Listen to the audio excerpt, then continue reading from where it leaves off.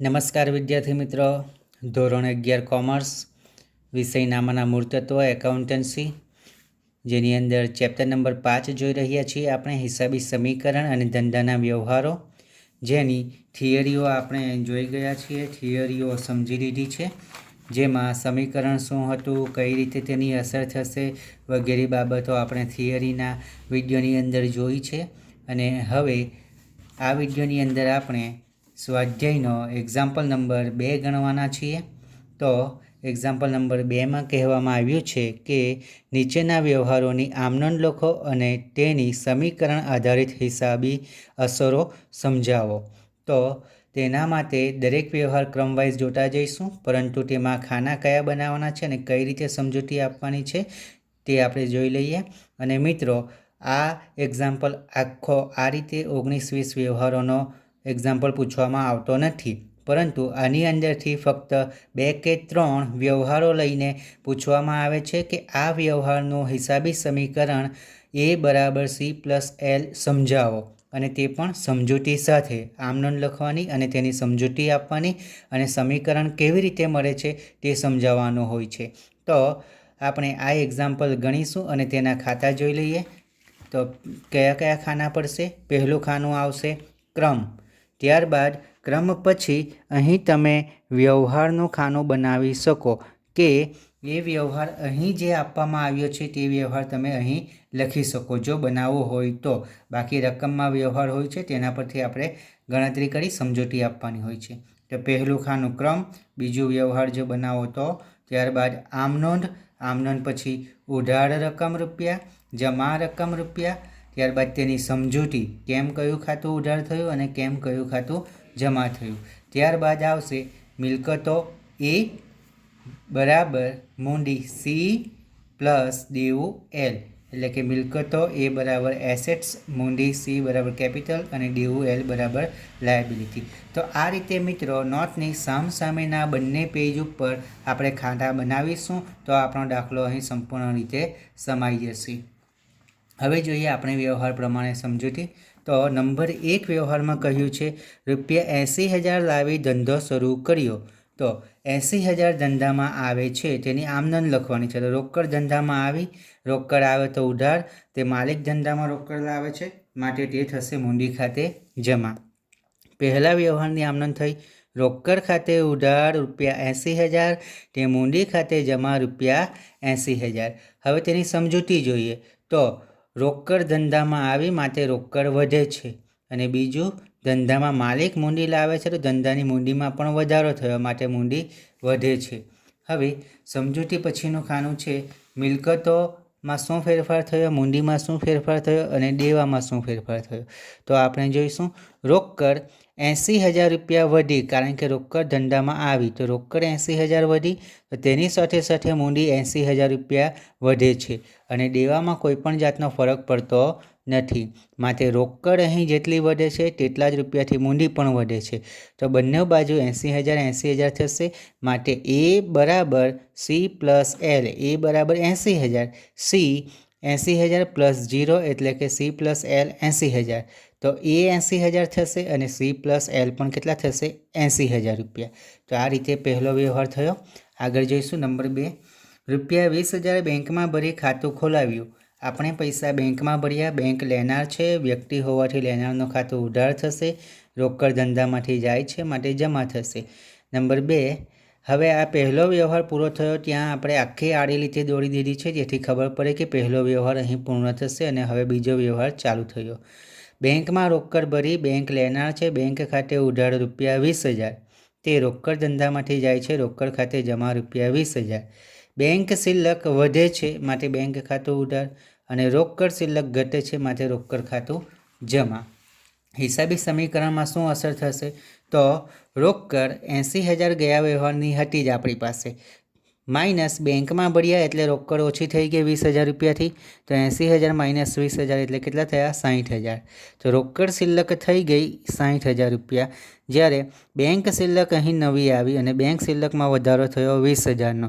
તો 60,000 પ્લસ 20,000 એટલે કે 80,000 પાછી થઈ ગયા મિલકતોમાં જેટલા હતા તેટલા. હવે મૂંડી, તો મૂંડીમાં કોઈ પણ જાતનો ફરક પડતો નથી, એ 80,000 જેસે થે જ રહે છે, માટે મૂંડી 80,000 અને DUC 0 હતું તો 0 જ રહેશે. હવે અહીં આ વ્યવહારમાં મિલકત વધે છે અને મિલકત જ ઘટે છે, એક જ બાજુ બે અસર થાય છે. જેમ કે બેંકમાં ભર્યા એટલે બેંક શિલ્લક વધી અને જેની સામે રોકડ શિલ્લક ઘટી. બેંક વધે, રોકડ શિલ્લક ઘટે. આગળ જોઈશું નંબર 3. ₹40,000ની હિમાની પાસેથી માલની ઉધાર ખરીદી કરી. ઉધાર વ્યવહાર છે, આપણે ખરીદી કરી છે, તો ખરીદ ખાતે ઉધાર ₹40,000, તે હિમાની ખાતે જમા ₹80,000. ખરીદ ખાતું ઉધાર થવાથી માલ સ્ટોક વધ્યો અને હિમાનીને આપણે પૈસા ચૂકવવાના થયા. આજે નથી ચૂકવ્યા પણ ભવિષ્યમાં ચૂકવીશું, માટે દેવું વધ્યું. હિસાબી સમીકરણ પર અસર થશે. રોકડ જે 60,000 હતી તે લખી, બેંક શિલ્લક જે 20,000 હતી તે લખી, તો થયું રોકડ શિલ્લક 60,000, બેંક શિલ્લક 20,000 જે ગયા વ્યવહારમાંથી લાવ્યા. અને સ્ટોકનો અહીં વધારો થયો કારણ કે આપણે ખરીદી કરી 40,000થી, માટે માલ વધ્યો તો સ્ટોક 40,000નો વધ્યો. તો હવે મિલકતો બાજુ ટોટલ કેટલું થયું? 1,20,000. રોકડ શિલ્લક પ્લસ બેંક શિલ્લક પ્લસ માલનો સ્ટોક બરાબર 1,20,000. હવે મૂંડી જે હતી તે 80,000 જેસે થે જ રહેવાની, કારણ કે મૂંડીમાં વધારો ઘટાડો થતો નથી. આપણે રૂપિયા ચૂકવ્યા પણ નથી, ઉધાર વ્યવહાર છે. તો દેવું વધી ગયું કારણ કે હિમાનીને પૈસા ચૂકવવાના છે, માટે દેવું હિમાનીના ₹40,000. તો દેવામાં થશે 40,000 અને મૂંડીમાં થયા 80,000. તો 80,000 પ્લસ 40,000 બરાબર 1,20,000 અને મિલકતોમાં તો 1,20,000 છે જ. તો મિલકતો બરાબર 1,20,000 છે. મિલકતો બરાબર મૂંડી પ્લસ દેવા થાય, તો મિલકતો 1,20,000 છે, માટે મૂંડી અને દેવા પણ 1,20,000 થવા જોઈએ. તો મૂંડી 80,000 પ્લસ 40,000 દેવું એટલે કે 1,20,000 થઈ જશે. તો આ થયો વ્યવહાર નંબર 3. આગળ જોઈશું વ્યવહાર નંબર 4. 30,000નો માલ રોકડેથી ખરીદ્યો. હવે ચોથા વ્યવહારની અંદર માલ આપણે રોકડેથી ખરીદ્યો છે. ખરીદી કરી માટે ખરીદ ખાતે ઉધાર ₹30,000. રોકડ જાય છે, રોકડ શિલ્લક ઘટે છે, તે રોકડ ખાતે જમા ₹30,000. માલ સ્ટોક વધ્યો માટે ખરીદ ખાતું ઉધાર થયું, રોકડ ઘટી ગઈ, રોકડ જાય છે માટે રોકડ ઘટે છે. હિસાબી સમીકરણ ઉપર અસર થશે.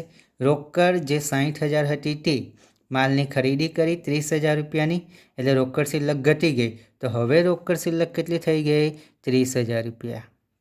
મિત્રો, આ એક્ઝામ્પલ ગણતી વખતે તમને આવો આખો એક્ઝામ્પલ પૂછવામાં નથી આવતો, 9-10 વ્યવહાર લઈને પૂછવામાં નથી આવતો, માટે આ ગણતરી પ્રમાણે આગળ પાછળ લાવવાની જરૂર રહેતી નથી. ત્યાં ફક્ત 2 કે 3 વ્યવહાર જ સમજાવવાના હોય છે અને તે સેપરેટ વ્યવહારો હોય છે, માટે તે પર્સનલી આવી રીતે એક જ વ્યવહાર સમજાવવાનો હોય છે, માટે ગણતરીમાં આગળ પાછળ બાકી ખેંચવાની જરૂર રહેતી નથી.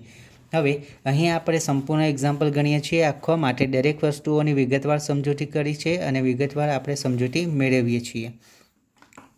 રોકડ છે 60,000, માલની ખરીદી કરી 30,000થી, એટલે રોકડ ઘટી ગઈ અને કેટલી થઈ ગઈ?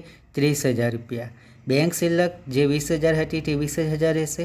સ્ટોક, તો સ્ટોક ઓલરેડી 40,000નો હતો અને ₹30,000નો માલ સ્ટોક વધ્યો, તો 40 + 30 એટલે કેટલા થઈ ગયા? ₹70,000. અહીં સ્ટોકમાં આપણે ઇનર કોલમમાં સાઈડ પર બતાવી રાખીએ. 40,000 હતો પ્લસ 30,000નો વધ્યો, તો 40 + 30 બરાબર ₹70,000. તો મિલકતો કેટલી થઈ? ₹1,20,000. હવે મિલકતો 1,20,000 થઈ. શા માટે? જે હતી તે જ થઈ, કારણ કે જેટલા રૂપિયાની ખરીદી કરી તેટલા રૂપિયાથી રોકડ ઘટી ગઈ. અને બીજું, તેની સામે શું વધ્યું? માલનો સ્ટોક વધ્યો, માટે એક જ બાજુ બે અસર થઈ, રોકડ ઘટી અને માલ સ્ટોક વધે. તો કયા વ્યવહારથી શું થશે તે બાબત પણ ધ્યાનમાં રાખજો. જેમ કે રોકડ ખરીદી કરે તો શું થવાનું? રોકડ ખરીદી કરે તો રોકડ ઘટે અને માલ સ્ટોક વધે. આ બાબત ધ્યાનમાં રાખવાની. હવે મૂંડી 80,000 એ જેસે થે જ રહી, કારણ કે અહીં રોકડના બદલામાં માલ સ્ટોક આવ્યો છે, મિલકત બાજુ જ વધારો ઘટાડો થયો.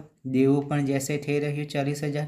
તો 1,20,000 જે મિલકતો છે એ છે, એસેટ્સ છે, તે જ C+L પણ રહેવાનું. આ થયો વ્યવહાર નંબર 4. હવે આપણે સમજવાના છે વ્યવહાર નંબર 5. વ્યવહાર નંબર 5 છે 35,000નો માલ જસલીનને 55,000માં ઉધાર વેચ્યો. તો આપણે વેચાણ કરેલું છે, જેટલા રૂપિયાથી વેચાણ કર્યું તેની અસર આપીશું. માલનું વેચાણ કર્યું જસલીનને, ઉધાર વેચાણ છે માટે જસલીન પાસે નાણાં લેવાના થયા. જસલીન ખાતે ઉધાર રૂપિયા 55,000, તે વેચાણ ખાતે જમા રૂપિયા 55,000. જસલીનનું ખાતું ઉધાર થયું તેથી લેણું વધ્યો, આપણે પૈસા લેવાના થયા.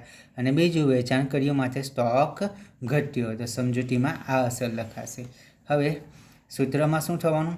રોકડ હતી 30,000 રૂપિયાની, તો રોકડ 30,000 લખી. બેંક શિલ્લક હતી 20,000, તો બેંક શિલ્લક 20,000 લખી.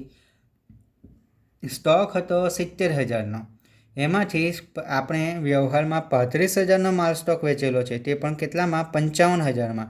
તો હવે માલ સ્ટોક કેટલાનો ઘટી ગયો? 35,000નો. માટે આપણે 35,000 ધ્યાનમાં લેવાના છે, 55,000 આમનોંધમાં ધ્યાનમાં લીધા છે. તો સ્ટોક છે 70,000 માઇનસ ઘટ્યો છે 35,000 બરાબર સ્ટોક થઈ ગયો 35,000નો.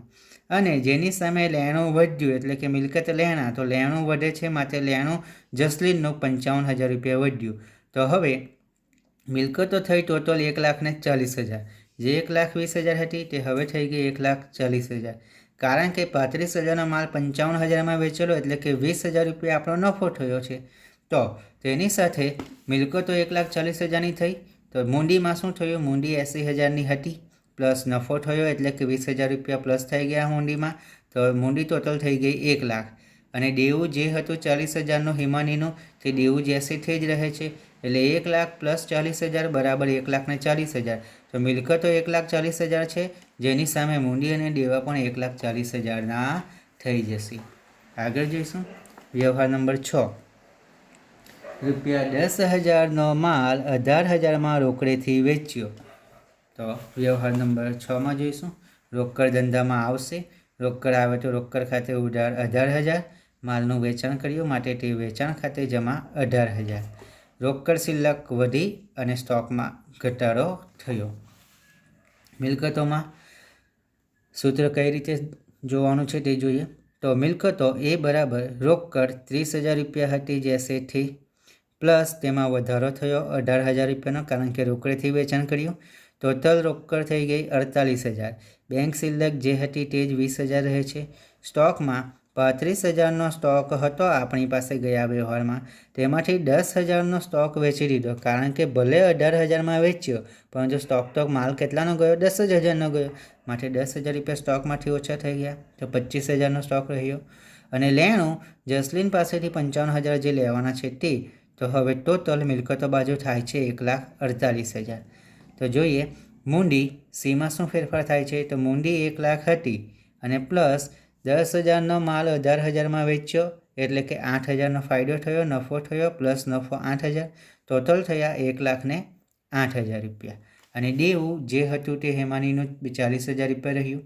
1,08,000 પ્લસ 40,000 બરાબર 1,48,000. એટલે કે સી પ્લસ એલ બરાબર 1,48,000 અને એ બરાબર 1,48,000. માટે એ બરાબર સી પ્લસ એલ સમીકરણ મળી રહેશે. તો આપણે અહીં એક પેજ ઉપર 1 થી 6 વ્યવહારો સમજ્યા છે, જેમાં બંને સાઈડના પેજ લીધા છે. આ રીતે જ એક્ઝામ્પલ ગણાશે આનો. હવે આગળ જોઈશું આપણે 7મો વ્યવહાર. તો એના માટે આપણે બીજું પેજ લીધું છે અને તેમાં પણ આ રીતે જ સેમ ખાના બનાવવામાં આવ્યા છે. વ્યવહાર નંબર 7. હિમાનીને 2,000નો માલ પરત કર્યો. તો આપણે હિમાની પાસે જે માલ ખરીદેલો હતો તે પરત કર્યો. ખરીદેલો માલ પરત થાય છે માટે ખરીદ પરત ખાતું આવશે. ખરીદ ખાતું જો હંમેશા ઉધાર થતું હોય તો ખરીદ પરત ખાતું જમા થાય. તો તેની આમનોંધ લખીશું.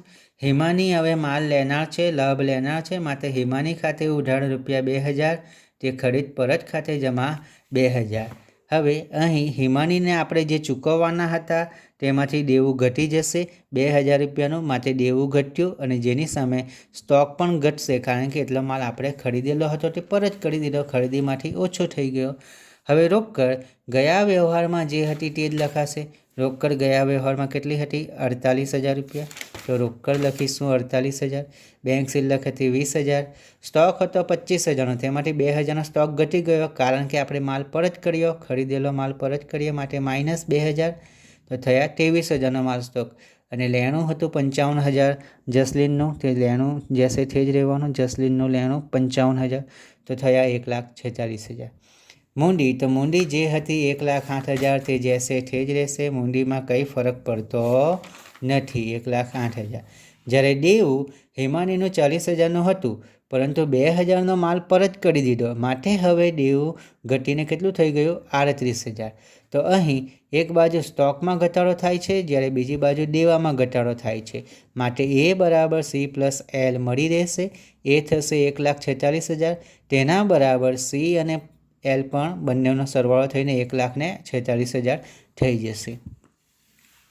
આગળનો વ્યવહાર, જસલીને ₹4,000નો માલ પરત કર્યો. આપણે જસલીનને માલ વેચેલો હતો તે માલ જસલીને 4,000નો પરત કર્યો. તો વેચેલો માલ પરત આવે છે, વેચાણ ખાતું હંમેશા જમા થાય તો વેચાણ પરત ખાતું ઉધાર થશે. વ્યવહાર નંબર 8, વેચાણ પરત ખાતે ઉધાર 4,000, તે જસલીન આપણને લાભ આપનાર છે, માલ પરત કરે છે, માટે જસલીન ખાતે જમા ₹4,000. સમીકરણમાં શું ફરક પડવાનો? રોકડ 48,000 હતી તે જ રહી, બેંક શિલ્લક જે 20,000 હતી તે જ રહેશે. સ્ટોક જે 23,000નો હતો તેમાંથી વેચેલો માલ પરત આવ્યો એટલે કે 4,000નો માલ વધી ગયો, તો સ્ટોક થઈ જશે 23 + 4 27,000નો. લેણું 55,000નું હતું જસલીન પાસે. કોની પાસે લેવાના હતા? જસલીન પાસે. લેણું હતું જસલીનનું 55,000નું, તેમાંથી માલ એણે પરત કર્યો 4,000નો, એટલે કે હવે જસલીન પાસે લેવાના થયા 41,000, તો ટોટલ થયા 1,46,000. ટોટલ મિલકતમાં ગયા વ્યવહારમાં 1,46,000, આ વ્યવહારમાં પણ 1,46 જ છે, કારણ કે અહીં એક જ બાજુ વધારો ઘટાડો થાય છે. સ્ટોક વધ્યો જેની સામે જસલીનનું લેણું ઘટી ગયું, એક વધે છે બીજું ઘટે છે, માટે અહીં મિલકતો બાજુ જ વધારો ઘટાડો થશે. મૂંડી જેસે થે 1,08,000, દેવું જેસે થે 38,000, તો એ બરાબર સી પ્લસ એલ અહીં 1,46,000 થઈ જશે. આગળનો વ્યવહાર જોઈશું. વ્યવહાર નંબર 9, હિમાની અને જસલીન સાથે હિસાબની પતાવટ થઈ, એટલે હિમાની પાસે જે લેવાના હતા અને જસલીનને જે આપવાના હતા તે બધું પતી ગયું છે. તો નંબર 9, આપણે હિમાનીને કેટલા આપવાના થાય છે તે જોઈ લો. હિમાનીને વ્યવહાર નંબર 3 પ્રમાણે 40,000 રૂપિયાનું દેવું હતું. આપણે હિમાની પાસેથી માલની ખરીદી કરી હતી, દેવું હતું, પૈસા ચૂકવવાના હતા, જેમાંથી હિમાનીને આપણે 2,000નો માલ પરત કરેલો છે, ખરીદેલો માલ પરત કરેલો હતો 7 તારીખના વ્યવહારમાં, માટે હિમાનીને 38,000 ચૂકવવાના હતા. તો સૌપ્રથમ આપણે હિમાનીનું હિસાબની પતાવટ કરીએ. હિમાનીને ચૂકવવાના છે, રોકડ જશે, હિમાની લાભ લેનાર છે. 9 નંબરના વ્યવહારમાં 2 અસર, તેમાં પહેલી અસર જોઈએ. હિમાની ખાતે ઉધાર 38,000, તે રોકડ ખાતે જમા 38,000. હિમાનીને નાણાં ચૂકવ્યા એટલે કે દેવું ઘટી ગયું અને રોકડ જાય છે, માટે રોકડ ઘટશે. તો હવે સમીકરણમાં જોઈએ. રોકડ હતી 48,000, તેમાંથી આપણે હિમાનીને ચૂકવ્યા કેટલા? માલ પરત કરી દીધેલો હતો, તો 40,000માંથી 2,000નો માલ પરત થયેલો, 38,000 જ ચૂકવવાના હતા. તો 38,000ની આપણે હિસાબી અસર આપવાની છે, માટે હિમાની ખાતે ઉધાર 38,000, તે રોકડ ખાતે જમા 38,000 આમનોંધમાં લખ્યું. રોકડ છે 48,000 જે ગયા વ્યવહારમાં હતી. ત્યારબાદ આપણે 38,000 એને ચૂકવ્યા, તો રોકડ શિલ્લકમાં શું થવાનો? હવે ઘટાડો થવાનો, રોકડ ઘટી માઇનસ, તો 48,000 માઇનસ 38,000 એટલે કે 10,000 રૂપિયા. હવે બેંક શિલ્લકમાં કોઈ ફરક પડતો નથી, બેંક શિલ્લક જે હતી તે જ રહેશે 20,000 રૂપિયા. સ્ટોકમાં કોઈ ફરક નથી પડતો, 27,000 એઝ યુઝ્યુઅલ રહેશે. લેણું હતું 51,000નું જસલીનનું, તે લેવાના જ છે એને, માટે તે સેમ રહેવાના. હવે બહાર ટોટલ થયું 1,08,000. મૂંડીમાં 1,08,000 જે હતા ગયા વ્યવહારમાં સેમ તે જ રહેશે, એમાં કોઈ ફરક પડતો નથી. જ્યારે દેવું હતું 38,000નું, તેમાંથી 38,000 આપણે ચૂકવી આપ્યા આ વ્યવહારમાં, માટે દેવું થઈ ગયું 0. તો મિલકતો એ બરાબર સી પ્લસ એલ, સી છે 1,08,000 અને એલ છે 0, એટલે કે 1,08,000 પ્લસ 0 બરાબર 1,08,000. તો મિલકતો બરાબર સી પ્લસ એલ, એ બરાબર સી પ્લસ એલ સમીકરણ જળવાઈ રહેશે. હવે નવમા વ્યવહારમાં જ બીજું હેમાની અને જસલીન સાથે હિસાબની પતાવટ થઈ તો જસલીનને હિસાબની પતાવટ કરવાની છે. જસલીનનો વ્યવહાર શું છે તે જોઈ લો. જસલીન ક્યારે આવે છે વ્યવહારની અંદર? વ્યવહાર નંબર 5માં જસલીન ખાતે ઉધાર તે વેચાણ ખાતે જમા. આપણે જસલીનને ઉધાર વેચાણ કરેલું હતું તો લેણું વધ્યું હતું જસલીનનું 55,000નું. તેમાંથી જે વેચાણ કરેલું હતું એમાંથી આપણી પાસે વેચેલો માલ પરત આવેલો હતો 8 તારીખના વ્યવહારમાં 4,000નો. એટલે કે જસલીનને આપણે 55,000 જસલીન પાસેથી લેવાના હતા વેચાણના, તેમાંથી 4,000નો માલ પરત આવી ગયેલો. એટલે હવે લેવાના કેટલા છે? 51,000. તો 51,000 આપણી પાસે રોકડ આવવાની. 9મા નંબરની આમનોંધની અંદર આપણે બીજી આમનોંધ લખીશું. રોકડ ધંધામાં આવે છે, રોકડ ખાતે ઉધાર 51,000. જસલીન લાભ આપનાર છે, બાકીના પૈસા એ ચૂકવી આપે છે. જે ઉધાર વેચાણ કરેલું હતું તેના પૈસા મળી જાય છે. તે જસલીન ખાતે જમા 51,000. તો આનાથી શું થશે? રોકડ શિલ્લક વધવાની, કારણ કે રોકડ ધંધામાં આવવાની. જસલીન આપણને પૈસા આપે છે જેની સામે લેણું ઘટી જશે. તો હિસાબી સમીકરણ મિલકતો એમાં શું થવાનું? રોકડ જે આપણી પાસે 10,000 હતી તેમાં પ્લસ વધારો થયો, કારણ કે જસલીને નાણાં ચૂકવ્યા આપણને 51,000 રૂપિયા. તો રોકડ હવે થઈ ગઈ ટોટલ 61,000. બેંક શિલ્લક એઝ ઇટ ઇઝ રહેશે 20,000. સ્ટોક 27,000નો જશે તે. લેણું જે 51,000 હતું જસલીનનું લેણું 51,000નું હતું તે હવે પૂર્ણ થાય છે, મળી ગયું છે 51,000 રૂપિયા આપણને. માટે લેણું રહેશે નહીં. તો મિલકતો 1,08,000, જેની સામે મૂડી 1,08,000 જશે તે રહેશે. દેવું કશું જ નથી. તો મિલકતો બરાબર C+L અહીં સમીકરણ મળી રહેશે. વ્યવહાર નંબર 10 ₹5,000 બેંકમાંથી ઉપાડ્યા. 5,000 બેંકમાંથી ઉપાડ્યા. બેંક આપણને લાભ આપનાર છે, રોકડ ધંધામાં આવશે. રોકડ આવે તો રોકડ ખાતે ઉધાર 5,000. તે બેંક લાભ આપનાર વ્યક્તિ છે, માટે તેનું ખાતું જમા 5,000થી. રોકડ ખાતે ઉધાર 5,000, તે બેંક ખાતે જમા 5,000. રોકડ શિલ્લક વધે છે અને બીજું જેની સામે બેંકમાંથી પૈસા લીધા આપણે રોકડેથી, માટે બેંક શિલ્લક ઘટી ગઈ. તો રોકડ હતી 61,000 પ્લસ રોકડમાં વધારો થયો, બેંકમાંથી લાવ્યા આપણે પૈસા 5,000, માટે 61 ને 5 66,000 રોકડ થઈ. જ્યારે બેંક શિલ્લક હતી 20,000, તેમાંથી બેંક શિલ્લકમાં ઘટાડો થયો. 5,000 રૂપિયા આપણે લાવ્યા છે બેંકમાંથી, તો 5,000 ઘટી જશે, માટે બેંક શિલ્લક થઈ ગઈ 15,000. અને સ્ટોક જે હતો 27,000, તે સ્ટોક 27,000 જશે. લેણું જે હતું જસલીનનું, તે લેણું હવે પૂર્ણ થઈ ગયું હતું ગયા વ્યવહારમાં, માટે લેણું લખાશે નહીં. તો મિલકતો એ બરાબર 1,08,000 થશે.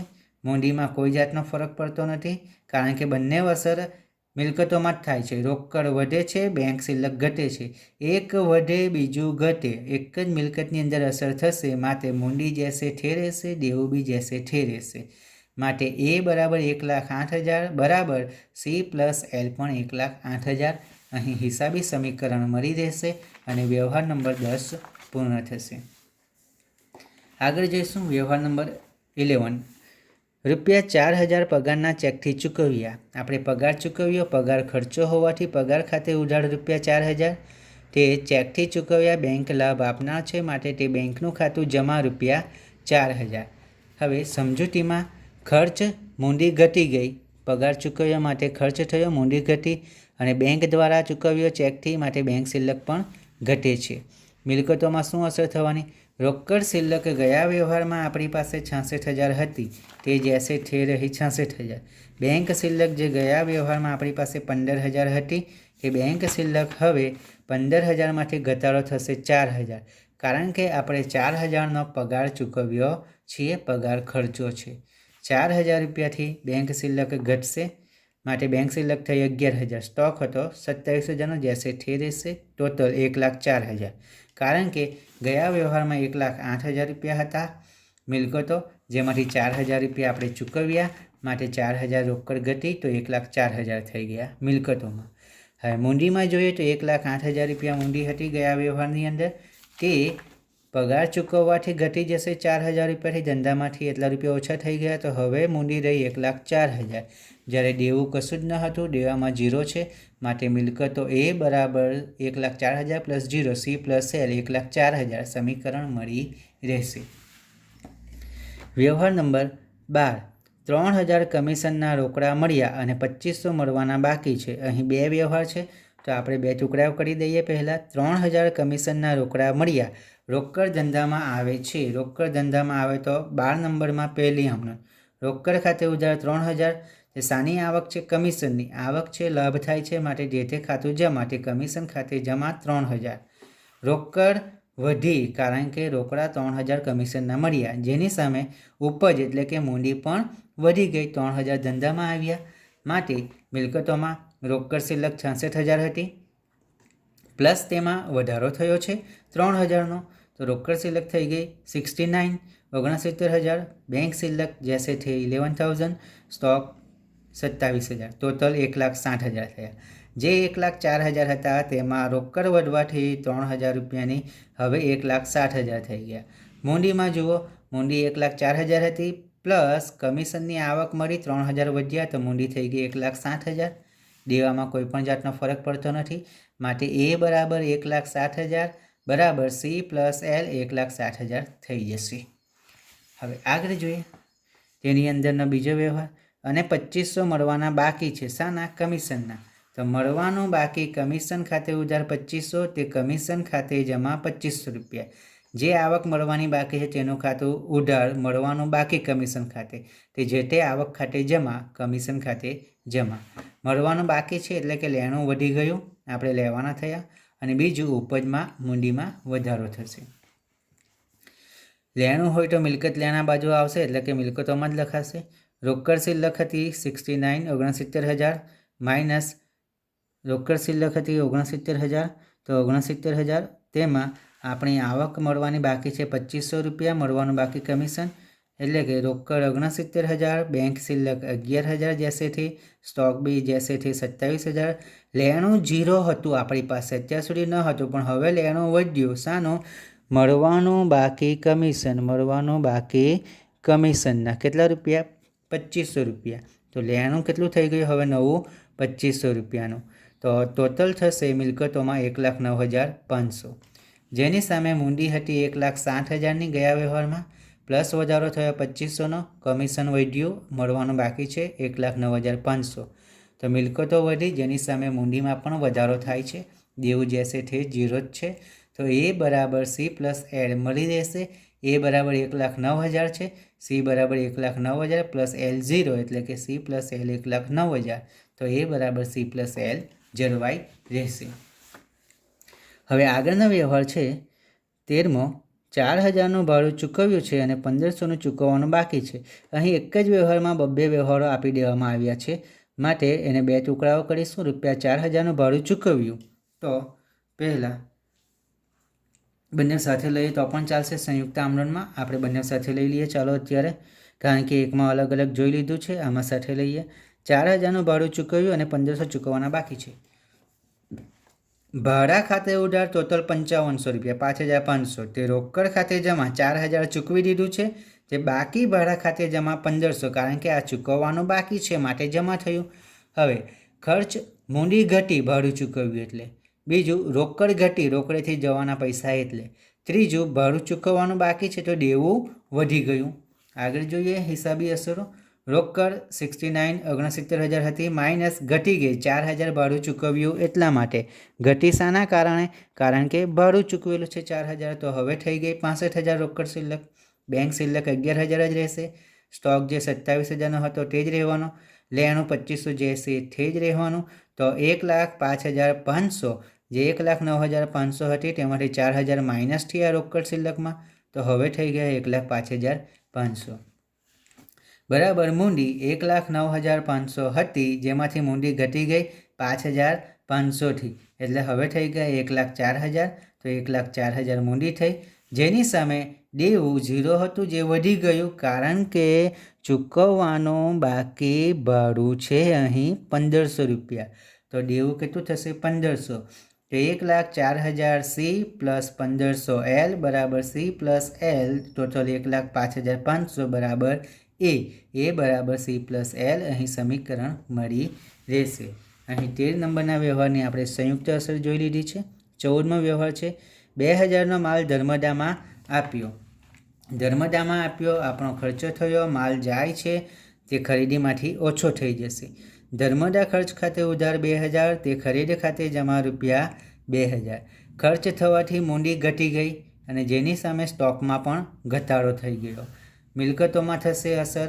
રોકડ 65,000 જે છે તે જ રહેશે ગયા વ્યવહારની. બેંક શિલ્લક 11,000 જશે તે. સ્ટોક 27,000 હતો પણ ધર્મદામાં માલ આપ્યો એટલે કે 2,000નો સ્ટોક ઓછો થઈ ગયો, હવે થયા 25,000 રૂપિયા. અને લેણું 2500નું હતું જશે તે જ રહ્યું 1,03,000 રૂપિયા ટોટલ. મૂડીમાં જોઈએ તો મૂડી 1,04,000ની હતી ગયા વ્યવહારમાં. હવે મૂડી ઘટી ગઈ કારણ કે 2,000નો માલ ગયો ધર્મદામાં, તો 2,000થી મૂડી પણ ઘટવાની, માટે 1,02,000 રૂપિયા મૂડી. અને સી પ્લસ એલ, તો એલ દેવું 1,500 હતું જે જશે તે જ રહે છે, માટે એ બરાબર 1,03,500 બરાબર સી પ્લસ એલ 1,03,500 થઈ જશે, માટે હિસાબી સમીકરણ મળી રહેશે. વ્યવહાર નંબર 15, 15,000નો પ્રેક્ષા ફર્નિચર માર્ટમાંથી ફર્નિચર ખરીદ્યું.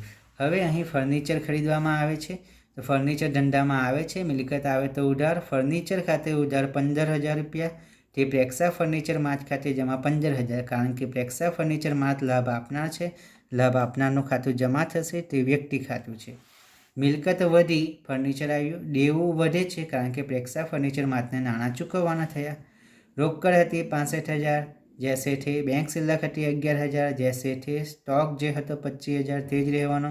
લેણું જે હતું તે જ રહેવાનું 2500. ફર્નિચર ધંધામાં આવ્યું એટલે કે મિલકત વધી, તો નવો સુધારો થયો. ફર્નિચર ધંધામાં આવ્યું, મિલકત વધી 15,000, માટે મિલકતો બાજુ એ બાજુ હવે થઈ ગયા 1,18,500. મૂડી એ બરાબર 1,02,000 હતી, તે જશે તે જ રહેવાની. દેવું હતું આપણી પાસે ફક્ત 1,500 રૂપિયાનું, જે ચૂકવવાનું બાકી ભાડું હતું, પરંતુ હવે પ્રેક્ષા ફર્નિચર માર્ટને આપણે ચૂકવવાના થયા 15,000 રૂપિયા, કારણ કે તે ફર્નિચર ખરીદેલું. તો પ્રેક્ષા ફર્નિચર માર્ટના 15,000 રૂપિયાથી દેવું વધ્યું, 16,500 થયા ટોટલ, તો દેવું થશે 16,500. હવે એ બરાબર 1,18,500 છે, જેમાં મૂડી સી છે 1,02,000 રૂપિયા અને એલ થયું 16,500, તો 1,02,000 પ્લસ 16,500, માટે ટોટલ 1,18,500. આ બંનેનો સરવાળો બરાબર, એ બંનેનો સરવાળો બરાબર થઈ જશે મિલકતો, માટે એ બરાબર સી પ્લસ એલ સમીકરણ મળી રહેશે. તો અહીં આપણે બીજા પેજ ઉપર પણ 1થી આગળના પેજ ઉપર પહેલાં શું જોયું જોઈએ તે જોઈ લો. 1થી 6 નંબરના વ્યવહારો, ત્યારબાદ 7થી 10 નંબરના, અને આ ત્રીજા પેજ ઉપર આપણે જોઈએ 11થી 15 નંબરના વ્યવહારો, અને લાસ્ટ ચોથા પેજ પર આપણો દાખલો પૂર્ણ થશે, જ્યાં 16 નંબરથી 19 નંબરના વ્યવહારો છે. 16 નંબરનો વ્યવહાર જોઈએ. 6,000 દીકરીની કોલેજ ફી ભરી. ધંધાના માલિકની દીકરી છે, તે પોતાની દીકરી માટે ખર્ચો કરે છે, ફી ભરે છે, તો તે ઉપાડ કહેવાશે. માટે ધંધાનો માલિક ધંધામાંથી રૂપિયા લઈ જાય છે, તો ઉપાડ ખાતે ઉધાર 6,000, તે રોકડ ધંધામાંથી જતી હોવાથી રોકડ ખાતે જમા રૂપિયા 6,000. તો અહીં શું થશે? મૂડીમાં ઘટાડો થયો, માટે મૂડી ઘટે છે, જેની સામે રોકડ પણ ઘટવાની, કારણ કે ધંધામાંથી રોકડ ગઈ અને માલિક ધંધામાંથી રોકડ લઈ ગયો. રોકડ હતી 65,000 ગયા વ્યવહારમાં, ઘટી ગઈ 6,000, કારણ કે 6,000 દીકરીની ફીસ ભરેલી છે, કોલેજની ફીસ. બેંક શિલ્લક જશે તે 11,000, સ્ટોક 25,000, લેણું 2500 અને ફર્નિચર 15,000, ટોટલ 1,12,500. અહીં મિલકતોમાં ફક્ત રોકડમાં ઘટાડો થાય છે 6,000નો, જેની સામે મૂડી 1,02,000 હતી, જેમાંથી માલિક ધંધામાંથી રોકડ લઈ ગયો એ 6,000ની, માટે 6,000થી ઘટાડો થશે મૂડીમાં, તો મૂડી થઈ ગઈ 96,000ની, અને દેવું છે 16,500, તો 96,000 પ્લસ 16,500 બરાબર 1,12,500 એ થશે, માટે એ બરાબર સી પ્લસ એલ જળવાઈ રહેશે. આ થયો વ્યવહાર નંબર 16. 17મો વ્યવહાર જોઈએ મિત્રો. 500 બેંકે વ્યાજના જમા કર્યા અને બેંક ચાર્જીસના 200 આપણા ખાતે ઉધાર્યા. તો અહીં બે વ્યવહાર સાથે છે, આપણે અલગ અલગ કરીએ. પહેલાં જોઈએ 500 બેંકે વ્યાજના જમા કર્યા, તો આપણી આવક છે બેંક વ્યાજ. 17 નંબરની અંદર પહેલો વ્યવહાર, બેંક ખાતે ઉધાર 500, કારણ કે બેંક આપણા વતી આપણા ખાતામાં પૈસા લે છે. બેંક વ્યક્તિ છે, લેનાર ખાતે ઉધાર થશે. બેંક વ્યાજ આપણી આવક હોવાથી જમા થશે. બેંક ખાતે ઉધાર 500 રૂપિયા તે બેંક વ્યાજ ખાતે જમા 500 રૂપિયા. સમજૂતીમાં બેંક શિલ્લક વધી કારણ કે વ્યાજ જમા થયું અને ઉપજમાં શું થયું? મૂડી વધી ગઈ કારણ કે વ્યાજથી આપણા ધંધામાં મૂડીમાં વધારો થયો. મિલકતોમાં જોઈએ રોકડ હતી 59,000 59,000, બેંક શિલ્લક 11,000 હતી પ્લસ વધારો થઈ ગયો 500 રૂપિયા વ્યાજનો, તો હવે થશે બેંક શિલ્લક 11,500. સ્ટોક હતો 25,000 જૈસે થે, લેણું હતું 2500, ફર્નિચર હતું 15,000, ટોટલ 1,13,500. અહીં ફક્ત ગયા વ્યવહાર કરતાં શું ફરક પડ્યો? 500 રૂપિયાનો વધારો થયો છે. શામાં? બેંક શિલ્લકની અંદર.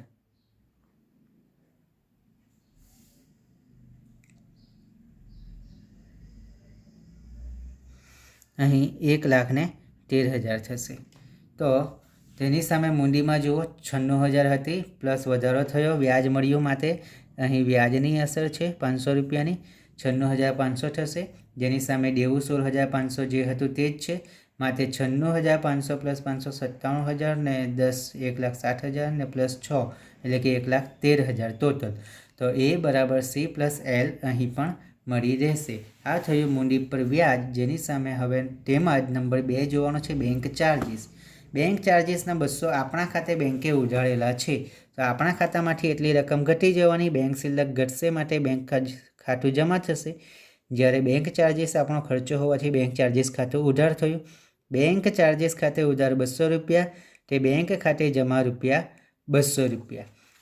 હવે સમજૂતીમાં જોઈએ તો ખર્ચ હોવાથી ચાર્જીસ એ આપણો ખર્ચો છે, માટે ખર્ચ હોવાથી મૂડી ઘટી ગઈ અને જેની સામે બેંક શિલ્લકમાં પણ ઘટાડો થશે, એટલા રૂપિયા બેંકમાંથી ખાતામાંથી કપાઈ જશે. રોકડમાં કોઈ ફરક નથી પડતો, જૈસે થે જ રહેશે 59,000 રૂપિયા. બેંક શિલ્લક હતી 11,500, જેમાંથી ઘટાડો થઈ ગયો 200 રૂપિયા કારણ કે બેંક ચાર્જીસ હતો 200 રૂપિયાનો, માટે હવે થઈ ગઈ બેંક શિલ્લક 11,300. સ્ટોક 25,000 જે હતી તે, લેણું 2500, ફર્નિચર 15,000, ટોટલ 1,12,800.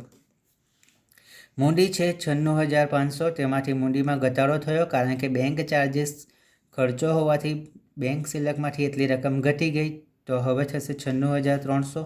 દેવું 16,500 જે હતું તે, માટે એ બરાબર 1,12,800 બરાબર સી પ્લસ એલ. 96,300 પ્લસ 16,500 બરાબર 1,12,800 સમીકરણ મળી રહેશે. વ્યવહાર નંબર 18. વ્યાજના 2500 અગાઉથી મળ્યા. આપણને અગાઉથી આવક મળેલી છે 2500 રૂપિયા. રોકડ આવવાના માટે રોકડ ખાતે ઉધાર 2500. તે સાની આવક છે, જે તે આવકનું ખાતું જમા થાય તો તે અગાઉથી મળેલ વ્યાજ ખાતે જમા 2500 રૂપિયા. રોકડ શિલ્લક વધે છે અહીં વ્યાજ મળ્યું માટે, અને જેની સામે અગાઉથી વ્યાજ મળ્યું તો દેવું વધી ગયું કારણ કે અગાઉથી નહોતું મળવું પણ મળી ગયું છે, તો હવે આપણે ચૂકવવાના રહેશે, માટે દેવું વધશે. રોકડ 59,000 જે હતી તે, તેમાં પ્લસ વધારો 2500 રૂપિયા કારણ કે રોકડ શિલ્લક વધી આપણને શું મળેલું છે અહીં? અગાઉથી વ્યાજ મળેલું છે, માટે રોકડ શિલ્લક વધી 61,500 થઈ. બેંક શિલ્લક 11,300 જૈસે છે. સ્ટોક 25,000, લેણું 2500 અને ફર્નિચર 15,000. ટોટલ મિલકતો થઈ અહીં 1,15,300.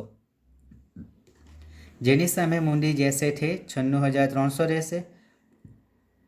દેવું હતું જે 16,500નું, તેમાં આપણે હવે અગાઉથી જે વ્યાજ મળેલું છે, અગાઉથી વ્યાજ મળેલ છે તે પ્લસ થશે 2500 રૂપિયાનું, માટે દેવું વધ્યું 19,000થી, તો એ બરાબર 1,15,300 બરાબર સી 96,300 પ્લસ એલ 19,000, બંનેનો સરવાળો પણ 1,15,300 થશે, માટે હિસાબી સમીકરણ એ બરાબર સી પ્લસ એલ જળવાઈ રહેશે, મળી જશે. લાસ્ટ વ્યવહાર 19મો. જાહેરાત ખર્ચના 2,000 અગાઉથી ચૂકવ્યા. આપણે જાહેરાત ખર્ચ આગળથી જ ચૂકવી દીધો. 19 નંબરનો વ્યવહાર. જે તે ખર્ચ અગાઉથી ચૂકવ્યો હોય તેનું ખાતું ઉધાર, તે રોકડ જતી હોવાથી રોકડ ખાતે જમા. અગાઉથી ચૂકવેલ જાહેરાત ખર્ચ ખાતે ઉધાર 2,000, તે રોકડ ખાતે જમા 2,000. અહીં લેણું વધે છે કારણ કે આપણે અગાઉથી ચૂકવ્યું, જે હાલમાં ચૂકવવાની જરૂર જ ન હતી તો આપણે લેવાના થયા. લેણું વધે છે અને જેની સામે રોકડ જાય છે, માટે રોકડ ઘટે છે. મિલકતોમાં જુઓ, એ બરાબર 61,500 હતા માઇનસ ઘટાડો થયો 2000નો, કારણ કે રોકડ આપણે ચૂકવવી છે 2000 રૂપિયા. શાની ચૂકવી છે? તો આપણે જાહેરાત ખર્ચ ચૂકવ્યો છે. રોકડ 61,500 માઇનસ ઘટી ગઈ 2000થી એટલે 59,500 થઈ ગઈ. બેંક શિલ્લક જૈસે થે 11,300. સ્ટોક હતો 25,000, તે જૈસે થે રહેશે. લેણું હતું 2500 રૂપિયાનું, જે હવે વધ્યા પાછા, જે અગાઉથી ચૂકવેલું હતું વ્યાજ આપણે, તે લેવાનું થયું 2000 રૂપિયાથી. એટલે 2500 પ્લસ 2000 બરાબર 4,500 અને ફર્નિચર 15,000 તો 1,15,300. મિલકતો થઈ 1,15,300, જેની સામે મૂડી હતી 96,300, તે જૈસે થે રહેશે. દેવામાં કોઈ જાતનો સુધારો નથી થતો. 19,000 જે હતું તે જ રહેવાનું. તો 96,300 પ્લસ 19,000 બરાબર 1,15,300. માટે હિસાબી સમીકરણ મિલકતો એ બરાબર મૂડી સી પ્લસ દેવું એલ જળવાઈ રહેશે. તો મિત્રો, અહીં આપણે ચેપ્ટર નંબર 2 જેનો એક્ઝામ્પલ નંબર સ્વાધ્યાયનો જે 2 નંબરનો હતો તે અહીં પૂર્ણ કર્યો છે. તો એક્ઝામ્પલ નંબર 2 પૂર્ણ થશે. અહીં ઉદાહરણના એક્ઝામ્પલ આપવામાં આવ્યા છે, જે તમારે જાતે ગણીને સમજવાના છે, જેથી દાખલો ગણવામાં અને સમજૂતી મેળવવામાં સરળતા રહેશે. બાકીની વિગતો જે છે હિસાબી સમીકરણની થિયરીઓ, તે આપણે અગાઉના વિડીયોની અંદર સમજી જ ગયા છીએ અને તે જોઈ લીધી છે. તો થિયરી પછીના જે ઉદાહરણો છે તેની પ્રેક્ટિસ કરવાની રહેશે. થેન્ક યુ મિત્રો.